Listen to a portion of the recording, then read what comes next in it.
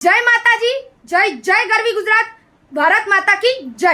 એક ગુજરાતી હોવાનો મને ખૂબ જ ગર્વ છે, પણ આજે એક વાત સામે આવી સાહેબ, જે મને ખૂબ જ દુઃખ કરી જાય છે। ગુજરાતી હોવાથી મને વાત પચતી નથી, મને કોઈ પક્ષનો વિરોધી નથી, મને કોઈ પણ જાતનો વિરોધ નથી, પણ એક ગુજરાતી છું ને એટલે જરાક મને એક મારી ભાવના રજૂ કરું છું કે મલ્લિકા અર્જુને કેરળની એક ભરી સભામાં કહ્યું કે ગુજરાતીઓ અભણ છે। શું ગુજરાતીઓ અભણ છે ખરેખર?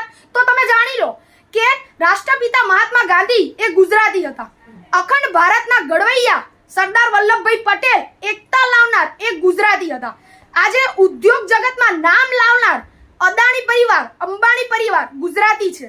આજે ભારતને એક વૈશ્વિક સ્તર પર પહોંચાડનાર શ્રી નરેન્દ્રભાઈ મોદી અને અમિત શાહ એ પણ એક ગુજરાતી છે।